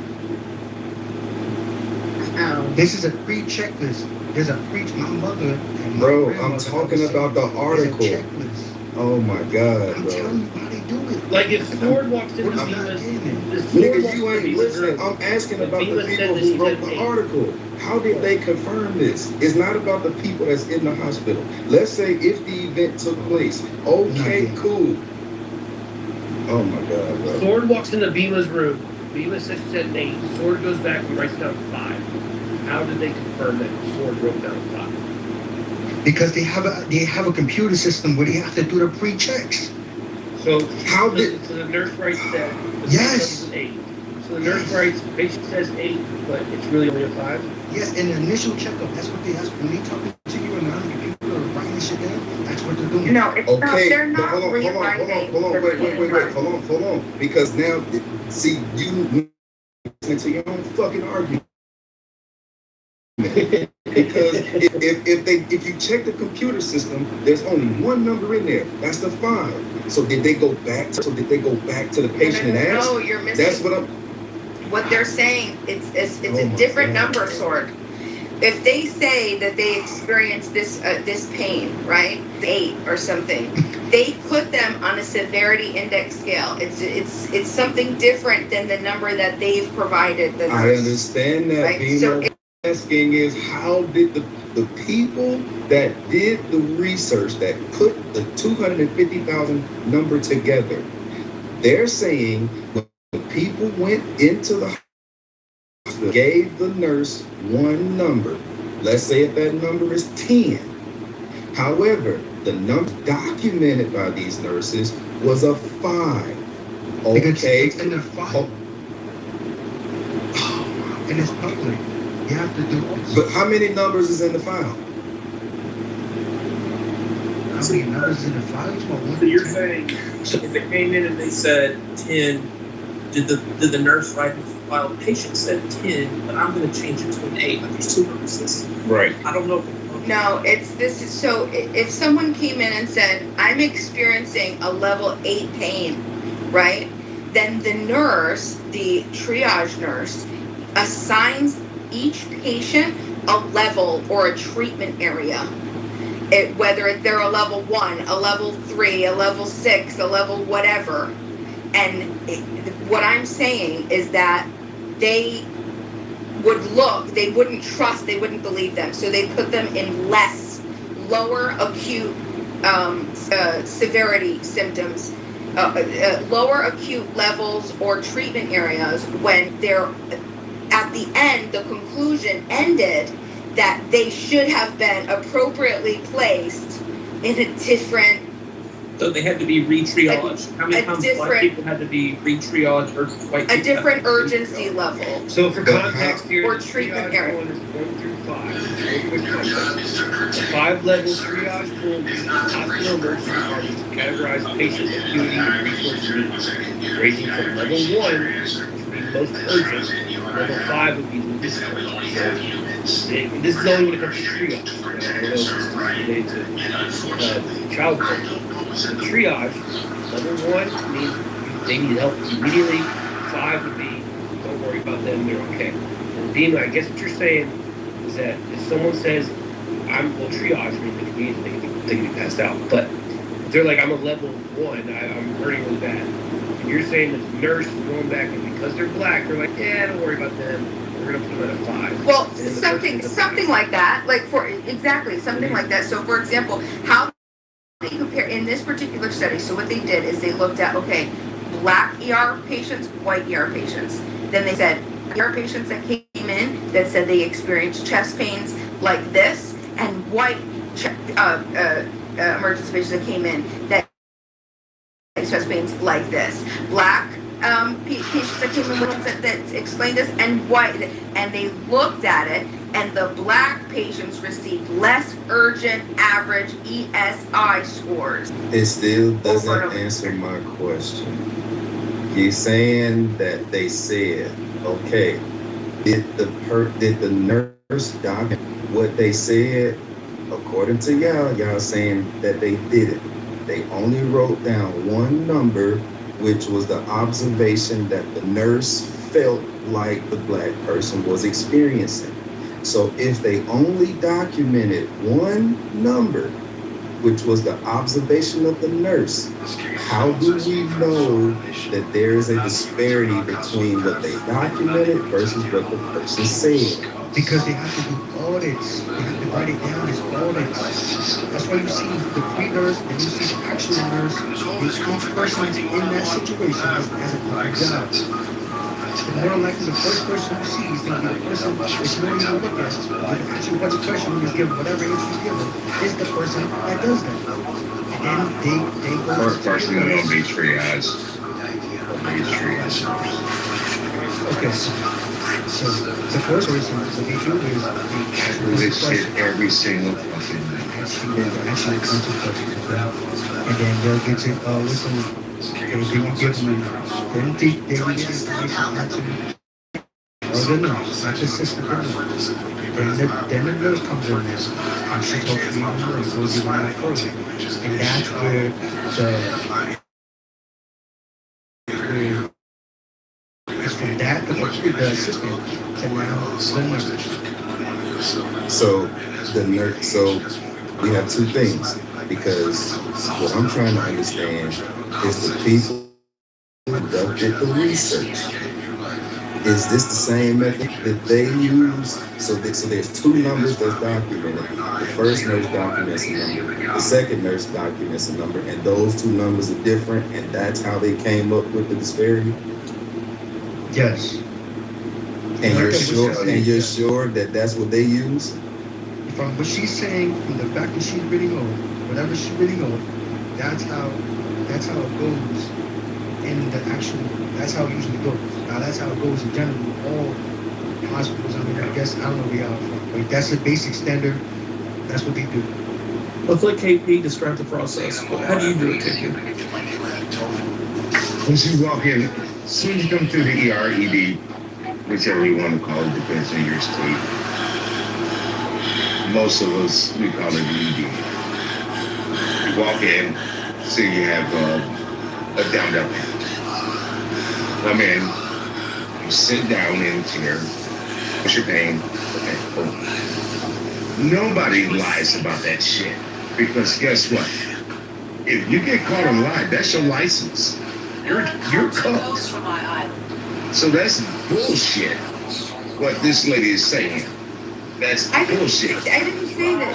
Hey, I didn't say that they didn't write that. I'm saying they assigned them an ESI number. Do you know what that is? Can you explain to the room what an ESI number is? You tell me what an ESI is. Because we don't talk to no ESI. What's your pain level? I've been doing this shit for 20 years, okay? For the room, the ESI is an emergency severity index, ranked from 1 to 5. Civilian triage emergency. KP, do people generally over-exaggerate the pain they're in your... Absolutely. Absolutely. Okay. Especially because you have drug seekers. Let me just clear up this argument and end this completely. The pain level from 0 to 10 is generally considered unreliable. When comparing one person's pain to another person's pain, it's considered unreliable. So what KP just said, people come in, they might say, oh my God, my pain is a 10. 10 for, so you know, because I've had hospital people tell me this. If you're just sitting there, someone puts their foot on your armpit and tears off your arm, that's a 10. So I guarantee most of the time what you're feeling is probably 4 or 5, maybe a 6 if you're lucky, in terms of what the medical community actually thinks your pain is. But for context here, guys, hold on, Alan, this whole study is completely subjective, and let's just remember, the goal of CRT is whenever there's a disparity, you assume it's because of race, and then you find the reason to confirm that. It had to do with reality. Just for context. Okay, so the white supremacist spoke, but the white supremacist was not aware that this was a retro. Hold on, supremacist. All right, wait, hold on. Don't call out the white supremacist. That's very rude. He is. I'm But it's a sorry. term. I Mr. believe White that. Supremacist. So this is the thing. This is the thing, white supremacist, sir. White supremacist. Beema, seriously, don't do that. Yeah, Beema, don't start. I think it's more offensive. How are you more offended of me calling Alan a white supremacist by him diminishing a study that it's a retrospective study that is letting us know how Black Americans are so like this is by the way, Beema. You can call it from wants to. I'll tell you what to do. You're a grown person. Yeah, by the way, Beema. Hold on, Beema, can you? Beema, can you put it in the chat? Hold on for a second, Al, please. Beema, if there's a phone number on there, I'm gonna call those people tomorrow. I'm gonna talk to them. So can you put the study in the chat? Context of the room. Beema's not talking about if the nurse goes to a patient. Serious story. Hold on, that lady. Now they're not talking about like if the nurse goes to a patient and asks them what their pain level is. She's talking about triage, like go to the ER. There's only 1 through 5, and the person doesn't tell you. The nurse decides it themselves. Level 1 is like cardiac arrest or like major trauma, like you've been shot and shit like that. Level 2 is like you're having a stroke, or you're like having a respiratory disaster, a heart attack, shit like that. Level 3 would be like you're in a little bit of pain, but you're stable, and it's not too urgent. And level 4 and 5 is like, yeah, you need to sit down and eat anyway. So what Beema's saying is that the nurses are determining this themselves. It's not like they're asking the patient saying I'm in pain, the nurse is changing the thing. I think Beema's saying the nurses are racially discriminating, saying, well, if you're black, it's probably not as bad as you think it is. And if you're white, it shouldn't be that bad, but currently it's not a lot. And then for the guy that said, which is bullshit, by the way. If you call it a 10, that means somebody stepping on your shoulder and ripping it out of socket. You go in there, you tell them, Papa's like, call, you tell them it's a 10, they're not automatically assuming in the doctor world that you done fucking did some, whatever the case may be. You know what I'm saying? With that phrase. So there's context into, it's not just a random number, and you're giving, and then also, again, what Mike just said is exactly true. It's exactly right. Is that what she's saying is that the severity level, what the natural was ran, what the number that was ran down to the severity level was actually lower. Yeah, but if Mike is right, then he did. Sorry, go ahead. No, go ahead, Mike. This happens in real life. But let me just give a quick example. I took my brother to the ER. I've taken him a few times for kidney stones. He knows to tell them he's having chest pains. If you tell the triage nurse you're having chest pains, they will take you back faster and he will get the pain medication faster and end his suffering. But if you don't tell them that, you will sit in the ER and suffer until they can see you, because kidney stones cannot kill you, but chest pains can, so they get priority. So if you lie, which he did, and we, tell me you have chest pains, they will see you right away, then they will give you the pain, and then it will pass. So that's how that's one way it can apply. So maybe they would believe a white person over a black person. I don't know. But go ahead. Beaver, this happened to me. This happened to me. I went to the ER one time. I felt like I was moving some shit. My shit got real fucked up, right? I feel like I pulled a muscle, but I was like having a hard time breathing. I was like, whoa. Like, and my wife's like, just fucking go. I didn't want to go, but she was like, just fucking go. So I went, right? And it was late at night. There were a lot of people there. I was there, checked me in, did all my stuff, and sitting down, and this guy comes in. The guy comes in all fucking weirdo, bro. Sporadic, talking about he can't breathe, da-da-da. There was a dude nurse. He's sitting at the desk. He's like, all right, sit down. Don't even take him in the back. All right, sit down.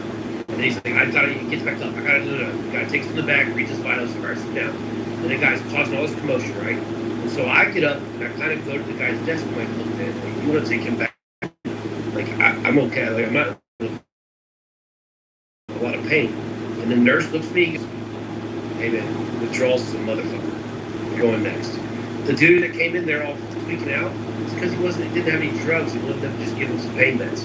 So he's just looking to go to the ER, have him take him in the back, give him some fucking pain meds so he can lay there and go to sleep the next fucking 5 hours. Right, That and happened those- and the nurse knew that, so the nurse took Those me people, first. they know their faces by first name basis. They know these people all the time. Yes, we know these But motherfuckers. here's the thing. That's not the majority. It's not the majority. Every nurse out there, I hear about the stories all the time from my grandmother and from my mother. They know them first name basis and facial. No matter, you can tell even if you're not a nurse what's going on. But in the context, yes, but that's not. It's a small. That's just very small number. That's not even really impacting the overall number. Yeah, but if a black guy came in with a gunshot wound, they would have taken the black guy before me. Of course. Right, but that's outside of it. That's a number on the other side. That's not included in the percentages because meaning that it's on the other side of the percentage. That's just not in the percentage of that's when things go right. It's not when things go wrong. The percentage about when things. Well, that was an unfair comparison. You're right. That was an unfair comparison. But see, We go to the GS. Okay, but we we get gonna take far, GSW. we get away from the origin of what the article was purporting. So if we're saying that, well, let me back up. My bad. I apologize. Did you want? I want to let you go first, and then I'll go. But you're right, Sword. They're saying they're fudging the numbers. Go ahead. Alan? Yes. Alan. It's just wild. Now black people shouldn't come over if they're in trouble. Black people can't go to the hospital if they're But So- every fucking nuts. Riley, I want to. Even whites going to the doctor. So, it was like, Riley, You know, what's really fucked up is reading through this study. I work in the inner city hospital. Okay? Bullshit, this study. This bullshit. Bullshit. Maybe some small, rural, There you go. racist ass hospital in the middle of bumfuck It Egypt or wasn't some shit. one hospital, okay? There was multiple. Stated that black women do not have pain. Isn't that correct? see, Say it again. hold on. We have to confirm. So now we're talking about methodology, which was kind of what I was getting at the whole time. If somebody, if you're leaving it up to the nurse to make a, what is that? If you're leaving it up to the nurse to make a judgment call, and that's the only number that the interaction is going off of, how do we attribute that to racism? What they did was they used, so yeah, and it, like I said, if you don't want to call it racism, no matter what we call it, you can't, there's definitely a racial disparity here. Like this is purely racial, the evidence, right? This is a retrospective study that's done. So you can call it what you want. But what they did was they took all of the white patients and they used that as the guide, right? And then they took black, Hispanic, Asian, and they compared them. Came in, they gave, there was a categories, right, that they gave, 5 categories, like heart, chest pain, shortness of breath, I forget the other one, vomiting, abdominal pain, nausea, stuff like that, okay? And how many people did they look at? Hold on, 250,000. Okay, that is wrong. And you're So you could 222 medical students. It was mock scenarios. That's a different study. That's a different study. No, this is real. This was a retrospective. Alan, I'm talking about a different study. Alan, we're talking about that. Yeah. Listen to what I'm saying. I'm talking about the study that's called, let's see what it says. That's what they called it. From the Western Journal of Emergency Medicine, racial differences in triage for emergency department patients. And where was it done? This was done over And I can guarantee, man, whole hospitals. if you like I will fly you No, I'm looking at the right to my office. 2016 And you can sit University there. of Virginia. I don't like that title Yeah, no, though. that's not I don't what. like That's that not. title, but there That's is a not. Okay. disparity. There is a disparity though. But that title means it uses that word racial, white versus black, and situations essentially. But I don't like that word. 'Cause I don't. She said racist. That's not what that. I'm trying to say that, but I understand what she was trying to say, like bias and the differences when it comes to the numbers that they were trying to. I don't like how they. But use that. it says racial though. Man, I will fly you to my office. You can see the shit, and you will understand it's no racial bias. Hold up. The context is for the title because it's just a title, right? So make for you to see it. The context is the what happens in white African. No, what happens in a white and African American. How the difference differs. That's the context of the title. Have you read the It's article? not talking about. She said it. She said it. Have you read it article? No, I have not read that. Okay, so you're But I speaking. have family in Oh my facilities. God, bro! 2 generations and more. You literally making this shit up. Bro, you don't know nothing. You just assuming shit. I don't know. That's the reason why I'm asking. That's the reason why I'm asking. I'm asking because I don't know. Preferential treatment based on urgency. You ask questions when you don't know. You don't sit back and eat popcorn because that's how you end up in the hospital. Preferential treatment based on urgency. There you ever go. been in there? There you go. I'm asked no because the question is this is the reason y'all keep getting hung up on this, and I'm trying to figure out like understanding this. Y'all said in the beginning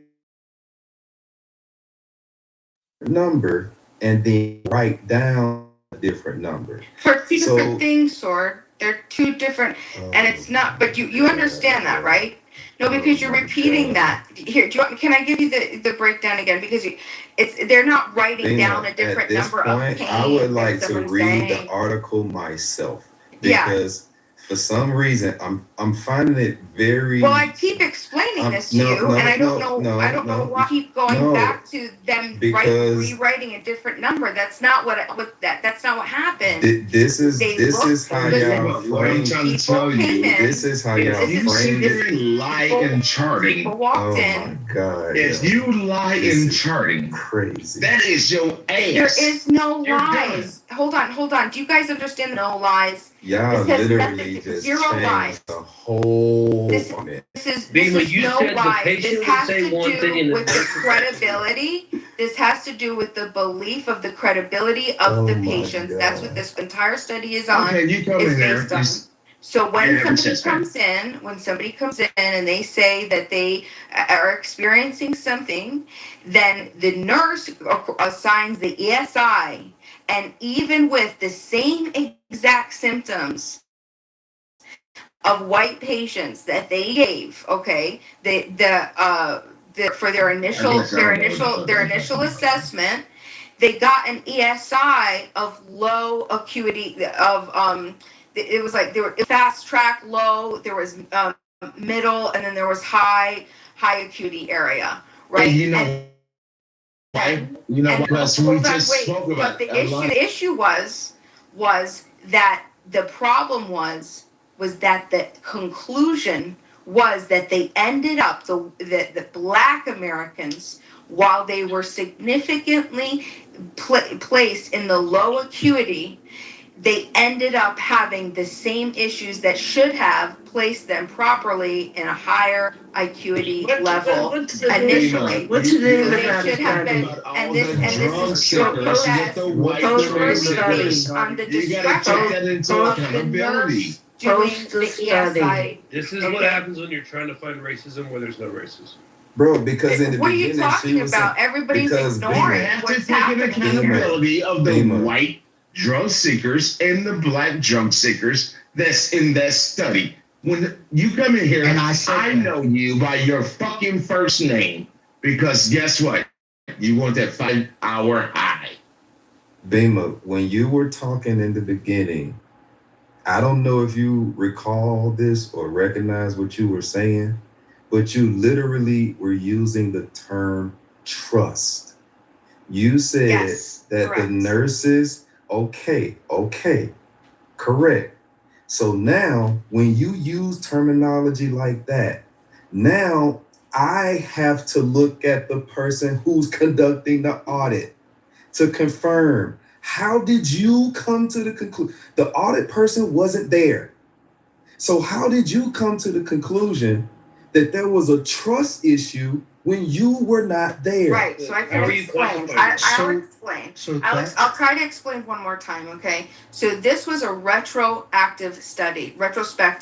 So what they did was What was the name of the study, they please? told Alan, please, I already read it.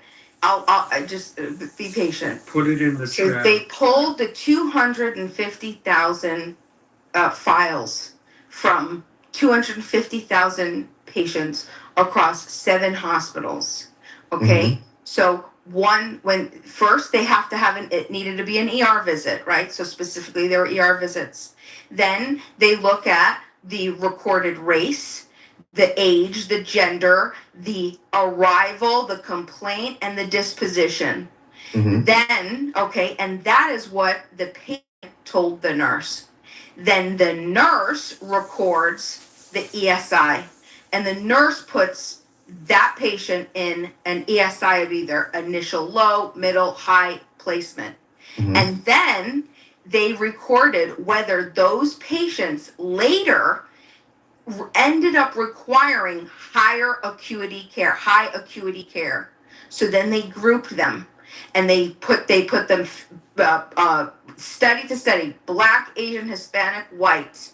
When they came in and they had this complaint with this disposition, they put white people, Hispanics and Asians, in high acuity placement when they put in ESI, while the nurse put Black patients in initial low acuity. However, those Black, and the only ones that mattered were the studies that when the patient left, they ended up also requiring the high acuity care. Okay. Now, thank you. So now this still leads to more questions. Okay. Well, no, because it's funny that when y'all actually took the time to listen, you can actually answer the question. We could have got here a long time ago. Now, my next question is for the white people in that test. Did they have to receive higher care than what they were originally categorized as? Was there any change in their classification? They were used as the baseline. White patients were used as the baseline. So you don't know. No, I'm saying that white patients were used as a baseline. So Hispanic, Asian, and Black Americans were based off of what they received for the results of what white Americans used. Yeah, but that doesn't answer his question though. It exactly answers his question. No, he's saying Good night, retards. Good night, retards. Love you, retards. Take care, retards. Fucking retard. Beam